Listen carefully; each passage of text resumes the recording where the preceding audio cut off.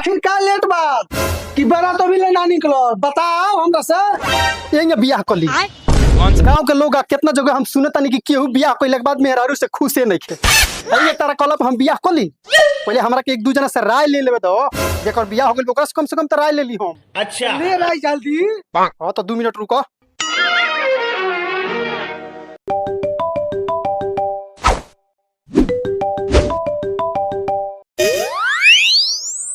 Hello ए टमाटर। हाँ विकास, ई बताओ कि 2 साल पहले तोर शादी भइल। अच्छा तो ते अपना मेहरारू से खुश बाड़े? के कहता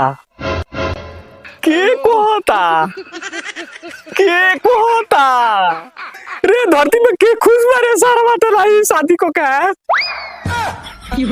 लो ये सरवा लगे हम पूछता नहीं कि ते मेहरारू से खुश बाड़े तो नाम मेहरारू के सुनते सुनते रुआता। कहता कि के कहता बात तो सही है। और ही क्यों समझतिया बा बालो ना अभी बहुत बालो। पूछ और के रुका वो लोग से पूछ लेता नहीं।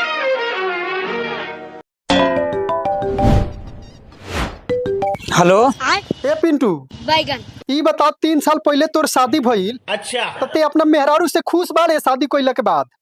जिन कहता रे नु मेहरारू से खुश उसरो ऊपर पर जी है रे साले तोरा नजर में नहीं खे के बार अपना मेहरारू से खुश बा हैं?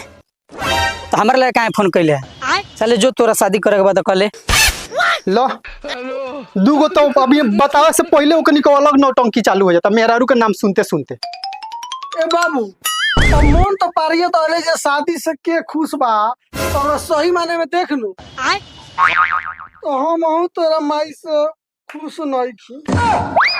तो हमरा छाती पर तू काहे चढ़ल बाड़ की बियाह कली? दुनिया के प्रकृति के नियम बा कि सबके बेटा जब बड़ हो गल तो के शादी करे के बा। तो नियम में तो जबरदस्ती जाके खाई में गिर जाई। अरे कहला से तू पतो खाती खाइल बड़ा सारा लोग मेहरारू के चलते रुआता। केहू कहता कि मेहरारू से हम खुश नहीं की आ तू हमार बाप बड़ा तो तू कहता हम तोरा माई से खुश नहीं की। हम काहे जाई करे?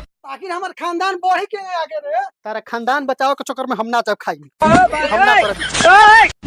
हमरा के सरौ फसावे के चक्कर में पड़ल बियाह तो हम ना करे।